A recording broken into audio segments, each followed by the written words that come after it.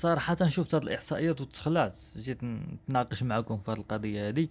المدربين اللي دازوا في تاريخ الكرة المغربية يعني في آخر السنوات، عندك أسيدي بدو الزكي، 27 ماتش، 13 فوز، 8 تعادلات، 6 الخسائر. اوكي، عندك 48% د الفوز. رونار عنده سيدي 25 فوز، 11 تعادل، 9 الخسائر. مزيان، عنده 55 ونص، قلت يعني نسبة الفوز. عندك خالد زوزيتش، 31 ماتش، 20 فوز، 7 تعادلات، 4 الخسائر. بالنسبة للمئوية الفوز 64%، رغم أن عنده يعني عدد قليل مقارنة مع يرفي رونالد في المباريات. نمشيو للأسطورة المغربية اللي صعب أنها تتكرر، والد الركراكي، 49 ماتش، 36 فوز، 8 تعادلات، 5 خسائر فقط. تخيل معي، وصل المغرب دومي فينال كأس العالم.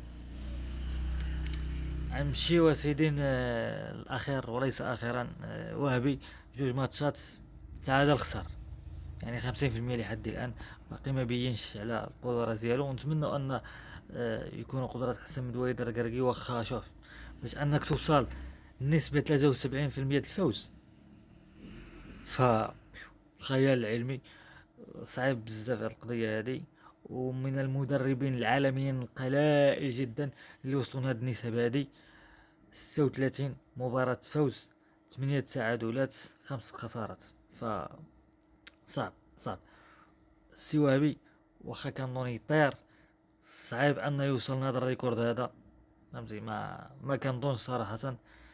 علاش؟ كيما ما مهم، واحد القناعة عندي سبحان الله، الركراكي قدم امور المنتخب المغربي اللي صعيب ان شي مدرب يجي ويقدمه، يا مستقبلا يا في الماضي. ونتمنى انه هو بيعدل شي حاجه. راه فاز بكأس العالم مع المنتخب المغربي للشباب. لما لا؟ ممكن. كيبان هو ديما قال لك، كما قال لك في هذا التصريح الاخير، قال لك انا ما كنعتمدش على العاطفه ابدا. اللي عايجي يتقاتل معايا وغيخدم، طالع هو الدفاع، الهجوم، الوسط، فيما مشى عنجبرو، مرحبا. اما داك شغل العاطفه او لا كذا، فمستحيل انني نعيط له.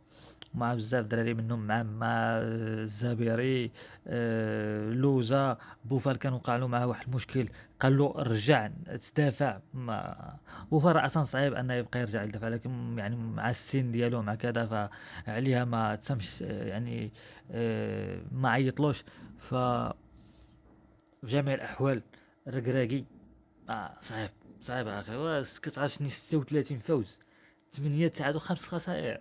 يعني ولعب لك 49 مباراة، قول 50 مباراة تقريبا، 50 مباراة تغلب. يعني قول عندك اسيدي ما نسبة الخسائر ما 5 مباريات خسارة فقط. وديك 5 مباريات يعني كان كيلعب شي طرق راه عجيبة وغريبة. فنتمنى الخير، ولكن الركراكي يبقى مدرب لن يكرره التاريخ.